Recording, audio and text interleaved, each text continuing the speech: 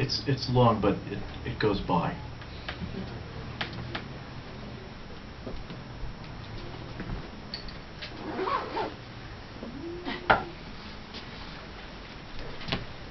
I had a dream, which was not all a dream. The bright sun was extinguished, and the stars did wander darkling in the eternal space, rayless and pathless, and the icy earth swung blind and blackening in the moonless air. Morn came and came, and brought no day, and men forgot their passions in the dread of this their desolation, and all hearts were chilled into a selfish prayer for light. And they did live by watchfires, and the thrones, the palaces of crowned kings, the huts, the habitations of all things which dwell were burnt for beacons. Cities were consumed, and men were gathered round their blazing homes to look once more into each other's face. Happy were those who dwelt within the eye of the volcanoes and their mountain torch. A fearful hope was all the world contained.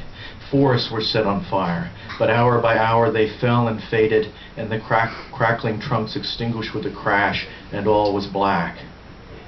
The brows of men by the despairing light wore an unearthly aspect, as by fits the flashes fell upon them. Some lay down and hid their eyes and wept, and some did rest their chins upon their clenched hands and smiled, and others hurried to and fro, and fed their funeral piles with fuel, and looked up with mad disquietude on the dull sky, the pall of a past world. And then again with curses cast down upon the dust, and gnashed their teeth and howled. The wild birds shrieked and terrified, did flutter on the ground and flap their useless wings. The wildest brutes came tame and tremulous, and vipers crawled and twined themselves among the multitude, hissing but stingless.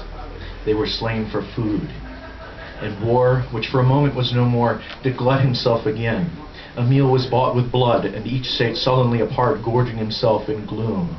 No love was left. All earth was but one thought, and that was death immediate and inglorious, and the pang of famine fed upon all entrails. Men died, and their bones were tombless as their flesh. The meager by the meager were devoured. Even dogs assailed their masters, all save one, and he was faithful to a course, and kept the birds and beasts and famished men at bay till hunger clung them, and the dropping dead lured their lank jaws. Himself sought out no food, but with a piteous and perpetual moan, and a quick, desolate cry, licking the hand which answered not with a caress, he died. The crowd was famished by degrees.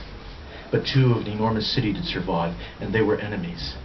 They met beside the dying embers of an altar place where had been heaped a mass of holy things for an unholy usage. They raked up and shivering scraped with their cold skeleton hands the feeble ashes, and their feeble breath blew for a little light and made a flame which was a mockery.